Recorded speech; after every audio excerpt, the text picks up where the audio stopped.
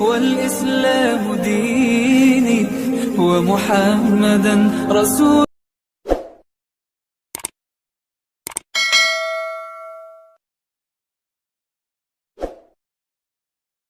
وفهمناها سليمان وكلا آتينا حكما وعلما وسخرنا مع داود الجبال يسبحن والطير وكنا فاعلين وعلمناه صنعة لبوس لكم لتحصنكم من بأسكم فهل أنتم شاكرون ولسليمان الريح عاصفة تجري بأمره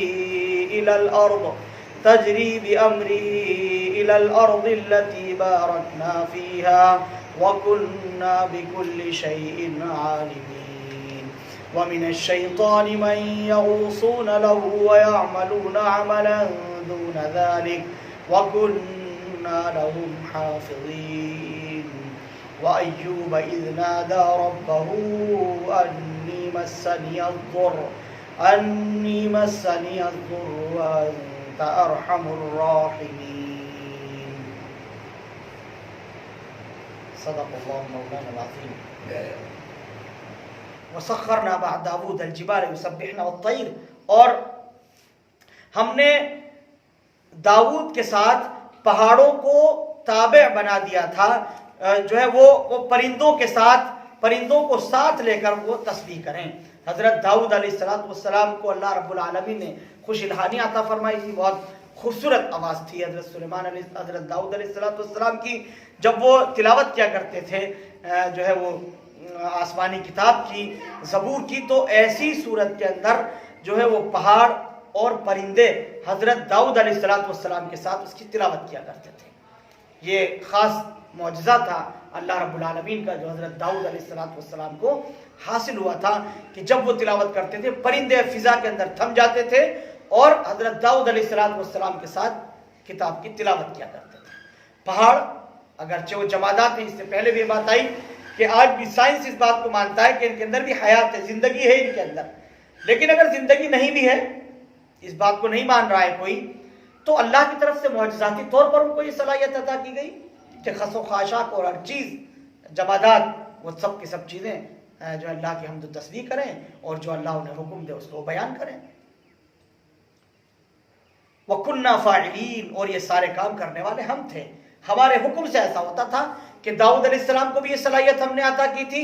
پھر اس کا اثر یہ ہوتا تھا کہ ساری کی ساری چیزیں حضرت داؤد علیہ السلام کے ساتھ تلاوت کرنے میں مشغول ہو جاتی تھی. یہ اللہ سبحانہ و تعالیٰ کی کبریائی اور بڑائی کی دلیل ہے کہ ہر چیز، کائنات کی ہر چیز گویا اللہ رب العالمین کی حمد و تسبیح بیان کرے. اس سے اللہ سبحانہ و تعالیٰ کے علو و شان کی طرف بھی اشارہ ہوتا ہے کہ کیسی عظیم الشان اللہ رب العالمین کی ذات ہے کہ وہ جب چاہے، جس طرح سے چاہے، اپنی مخلوق کو اور اپنی پیدا کردہ اشیاء کو، زمین و آسمان، اس کے مابین اور اس کے اوپر اور اس کے نیچے کی چیزوں کو اپنے حکم کے تابع کر کے ان سے اپنی خدمت اور اپنی مرضی کا کام لے سکتا ہے. فَهَلْ أَنْتُمْ شَاكِرُونَ. تو یہ سارے کے سارے کام اللہ، ان سارے کے سارے کاموں کے بارے میں اللہ پاک نے فرمایا وَكُنَّا فَاعِلِينَ، ہم یہ کرنے والے تھے.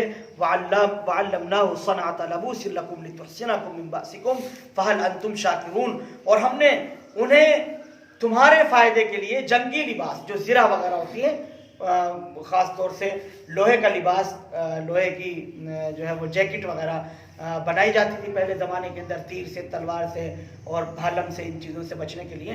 تو جنگی لباس زرہ بنانے کی صنعت سکھائی تاکہ وہ تمہیں لڑائی میں ایک دوسرے کی زد سے بچا سکے. یہ خاص طرح کی اللہ رب العالمین کی طرف سے حضرت سلیمان علیہ السلام کو سکھائی ہوئی ایک صنعت تھی کہ جو ہے وہ تیر تلوار سے بچنے کے لیے آپ لوہے کی زرہ بنائیں اور اس کو فروخت بھی کریں تاکہ آپ کے لوگ اس سے پیسے بھی کما سکیں اور اپنے جسم کو جو ہے وہ دشمن کے حملے سے بھی محفوظ رکھ سکیں اور بچا سکیں. فرمایا فَهَلْ أَنْتُمْ شَاكِرُونَ، کیا تم پھر بھی شکر گزار نہیں ہو کہ تم شکر گزار بن جاؤ، جو ہے وہ شکر گزار ہو جاؤ. کیا اللہ سبحانہ و تعالیٰ کی ایسی زبردست تم کو جو ہے وہ صلاحیت اور استعداد دیے جانے کے باوجود بھی تم شکر ادا نہیں کرتے ہو کہ اللہ نے تمہیں کیسی اچھی چیز سکھا دی ہے تب بھی تم نہیں کر رہے. حضرت داؤد علیہ السلام کے ساتھ خاص تھا, ان کو اللہ سبحانہ و تعالیٰ نے ان کے قوم کو یہ صلاحیت عطا کی تھی. اب اگلی آیات میں حضرت سلیمان علیہ السلام کے ساتھ جو انعامات ہوئے اس کا ذکر ہے. وَلِسُلَيْمَانَ الرِّيحَ عَاصِفَةً تَجْرِي بِأَمْرِهِ إِلَى الْأَرْضِ الَّتِي بَارَكْنَا فِيهَا وَكُنَّا بِشَيْءٍ عَالِمِينَ. اور ہم نے تیز چلتی ہوئی ہوا کو سلیمان علیہ السلام کے تابع کر دیا تھا, جو ان کے حکم سے اس سرزمین کی طرف چلتی تھی جس میں ہم نے برکتیں رکھی ہے. وَكُنَّا بِكُلِّ شَيْءٍ عَالِمِينَ. اور ہمیں ہر بات کا پورا علم ہے, ہم ہر چیز کا علم رکھتے ہیں. حضرت سلیمان علیہ السلام کو اللہ نے جو ہے وہ جو قوت اور قدرت عطا فرمائی تھی وہ جنات و شیاطین پر بھی تھی اور فضاؤں ہواؤں پر بھی تھی, بادلوں پر بھی تھی. ان چیزوں پر حضرت سلیمان علیہ السلام کو اللہ نے جو ہے وہ قدرت عطا کر دی تھی. حضرت سلیمان علیہ السلام جہاں چاہتے تھے, جس طرح سے چاہتے تھے, اللہ سبحانہ و تعالیٰ کی اس مخلوق کو استعمال کر لیا کرتے تھے. یہ اللہ کی خصوصیات تھی. حضرت سلیمان علیہ السلام ایک مرتبہ اپنے جنگی جو گھوڑے تھے ان کا دانہ پانی کر رہے تھے, ان کی دیکھ ریکھ کر رہے تھے, ان کی دیکھ بھال کے اندر لگے ہوئے تھے. ان کی نماز عصر قضا ہو گئی. جب عصر کی نماز قضا ہوئی تو بڑا افسوس ہوا, بڑا احساس ہوا. پھر حضرت سلیمان علیہ السلام نے ان گھوڑوں کے پاس جانا ترک کر دیا, بند کر دیا کہ ان کی وجہ سے میری نماز قضا ہوئی ہے اور یہ اللہ کی نافرمانی ہو گئی ہے, اس لیے ان کو بالکل بیکار چھوڑ دیا. اللہ سبحانہ و تعالیٰ نے حضرت سلیمان علیہ السلام کو خصوصیت سے ہوا پر قدرت عطا فرما دی کہ ہوا کو اب آپ استعمال کریں. چنانچہ حضرت سلیمان علیہ السلام ہوا کو استعمال کرتے تھے, جہاں چاہتے تھے, جس طرح سے چاہتے تھے ہوا کو حکم کرتے تھے اور جو ہے وہ اپنی منشا کے مطابق اپنی منزل مقصود تک وہ پہنچ جایا کرتے تھے. یہ حضرت سلیمان علیہ السلام کو خصوصیات تھی اللہ کی. حضرت سلیمان علیہ السلام کا ایک تخت تھا, تخت سلیمان جس کو کہا جاتا ہے, بہت بڑا تخت تھا. اس پر حضرت سلیمان علیہ السلام, ان کے دربار کے خاص لوگ, کچھ وزراء اور کچھ ان کے جو ہے وہ جنگجو سپاہی, یہ سارے کے سارے جو ہے وہ اس کے اوپر سوار ہوتے تھے اور حضرت سلیمان علیہ السلام ہوا کو حکم کیا کرتے تھے. وہ ہوا جو چلتی تھی وہ صبح سے شام تک, صبح سے دوپہر تک 1 مہینے کی مسافت چلتی تھی اور دوپہر سے شام تک 1 مہینے کی مسافت واپس چلتی تھی. تو 2 مہینے ایک دن میں حضرت سلیمان علیہ السلام ہوا کے دوش پر چل کر اپنی پوری سلطنت جہاں تک ان کی تھی اس کے سارے امور انجام دے کر کے واپس آ جاتے تھے. یہ اللہ سبحانہ و تعالیٰ کا خصوصی انعام تھا حضرت سلیمان علیہ السلام کے لیے, جو معجزاتی طور پر حضرت سلیمان علیہ السلام کو حاصل تھا. ایک روایت کے اندر آتا ہے 6 لاکھ کرسیاں حضرت سلیمان علیہ السلام کے اس تخت کے اوپر آ جاتی تھی. اتنا بڑا تخت تھا وہ جو حضرت سلیمان علیہ السلام کا تھا, جس پر وہ سفر کیا کرتے تھے. تو ہوا کے دوش پر سفر کرنا, جبکہ ہوا اللہ کی مرضی کے اور حکم کے مطابق چل رہی ہے, تو کیا مشکل امر ہے, یہ کوئی بڑا کام نہیں ہے, کوئی مشکل کام نہیں ہے. تو یہ حضرت سلیمان علیہ السلام کو ہم نے خصوصی صلاحیت عطا کر دی تھی. وہ ہمارے مقصود بندے تھے, حکمت اور دانائی کے ساتھ ان کو چیزیں عطا ہوئی تھیں. وَمِنَ الشَّيْطَانِ مَن يَغُوصُونَ لَهُ وَيَعْمَلُونَ عَمَلًا دُونَ ذَلِكَ. اور کچھ ایسے شریر جنات بھی ہم نے ان کے تابع کر دیے تھے جو ان کی خاطر پانی میں غوطے لگاتے تھے اور ان کے لیے اس کے سوا جو ہے وہ اور بھی جو ہے وہ کام کیا کرتے تھے.